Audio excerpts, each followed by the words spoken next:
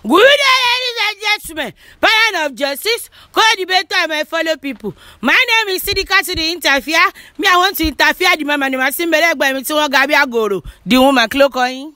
Orúkọ tèmi ni olayinka Solomon táwọn èèyàn mọ̀ sí Ogo mushin worldwide. The woman name is Ogo mushin worldwide. The woman.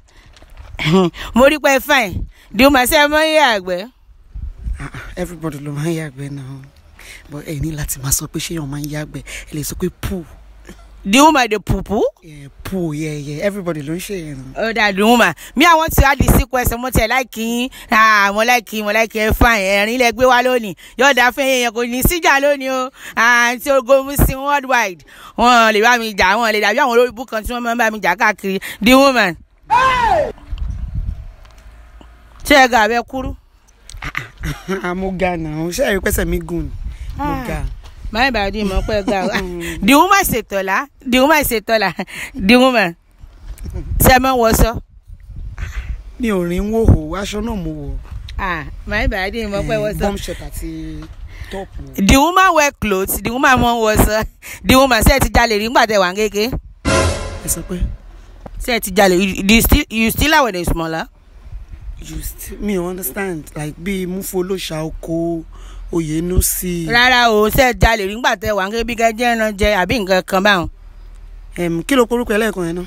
My name is Sidi to the interfere. Mo like ẹ gan. Yo da fún yín. Ṣó mọ̀ pé o gbádùn. Ṣó wà all right ṣá. Like o ń bèrè question mo de ń dá ìlò gẹ́gẹ́ bí ọmọ olúàbí. Ó dàbí pé o ti máa ń ṣe ti pé mo ti ń wẹ̀.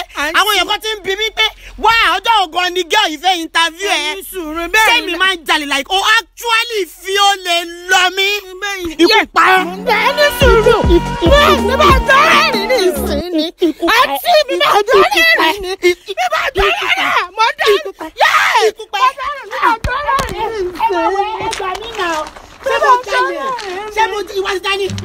Jesus.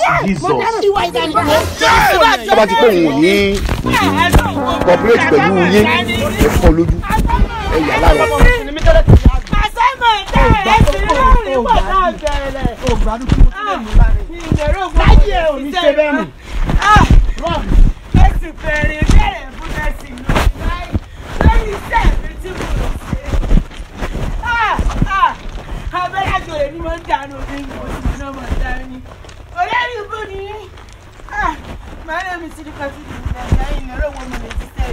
Olórí burúkú èèyàn tọ́lọ́run ọba dá kí lẹ wá débẹ̀. Mo lábàá.